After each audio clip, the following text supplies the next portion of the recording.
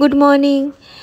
এবারে তো সরস্বতী পুজো দুদিন ধরে পড়েছে, তো আমরা দুদিনই মোটামুটি সেলিব্রেট করেছি। একদিন আমরা সেলিব্রেট করেছি আমার দিদি স্কুল, যেটা আমি আগে একটা ব্লগ দেখিয়েছিলাম ফার্স্ট ক্রাইতে, সেদিনকে পুজো হয়েছে, সেখানে সেলিব্রেট করেছি অঞ্জলি দিয়ে। আর পরের দিন আমার মা আমার বাড়িতে করেছে, তো সেটারই একটা ছোট্ট ব্লগ আমি বানিয়েছি। সেদিনকে স্কুলের কিছু হাতে খড়ি হয়েছে আমার দিদির ছেলে, সেগুলো, তারপর স্কুলে সব বাচ্চারা কিরম শাড়ি পরে এসেছিলো, পুজো হয়েছে, আমরা সব বাচ্চারা হলুদ জামা পরেছিল বা পাঞ্জাবি পরেছিল ট্র্যাডিশনাল, আর আমরা হলুদ শাড়ি। তো প্রথম দিনে যেটা রোববার, সেদিনকে আমরা সকালে উঠেই মোটামুটি রেডি হয়ে সবাই স্কুলে চলে গেছিলাম। ওখানেই পুজো দিয়ে ফল প্রসাদ খেয়ে তারপরে বাড়ি ফিরে আসি। সেদিনকে দুপুরে আমার ভাইও এসেছিল, আমার দেওর আর কি। তো সে আসার পর আমরা বিকালবেলা একটা ক্যাফে, সামনের ক্যাফেতে কফিও খেতে যাই, আর সেদিনকে ফুচকা খাওয়া হয়।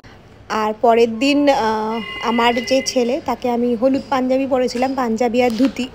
আর সকালবেলা উঠেই আমরা চলে গেছিলাম ব্রেকফাস্ট করতে নিয়ালিপুরে বুনুসিলো এস্টেটে। ওখানে খাবারগুলো সত্যিই ভালো।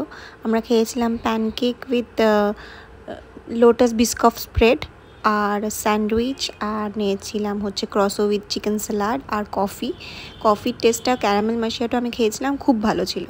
সেদিনকে সন্ধেবেলারই আমাদের সব গোটা সেদ্ধ রান্না হয়, যেটা আমাদের নিয়ম। আমরা সন্ধেবেলা রান্না হয়, পরের দিন সকালে ঠান্ডা সেটা খেতে হয়, তাই জন্য শীতল ষষ্ঠী আসলে আমাদের। তো আমাদের মাই সব করেছে। তো সেদ্ধ আলু, মিষ্টি আলু, বেগুন, এগুলো সব একসাথে মাখিয়ে একটা গোটা সেদ্ধ হয়। আর তাছাড়া বিউলির ডাল, কুলের চাটনি, তারপরে ভাত তো থাকবেই, সেটা পান্তা ভাত করে খাওয়া হয়, বাঁধাকপির তরকারি, অনেক রকম সবজি দিয়ে হয় গোটা সেদ্ধ। আর মা আলু ভাজা, পোস্তর বড়া আর সজনে ফুলের তরকারি সেটাও করেছিল। প্রত্যেকবারেই এটা আমরা একসাথে মামার বাড়িতে গিয়ে সবাই মিলে খাওয়া হয়। এবারে মামারা নেই, তাই বাড়িতেই মা সব করেছে। না হলে মামি কিছু করে, মা কিছু করে, নিয়ে একসাথে খাওয়া দাওয়া হয় আমাদের এই দিন। তো এটাই ছিল আমার সরস্বতী পুজোর কীভাবে কেটেছে। দুদিন সরস্বতী পুজো আর একদিন শীতল ষষ্ঠী আমরা কীরকমভাবে কাটালাম, তার ভিডিও। আপনাদের ভালো লাগলে ভিডিওটা লাইক, শেয়ার আর সাবস্ক্রাইব করতে ভুলবেন না।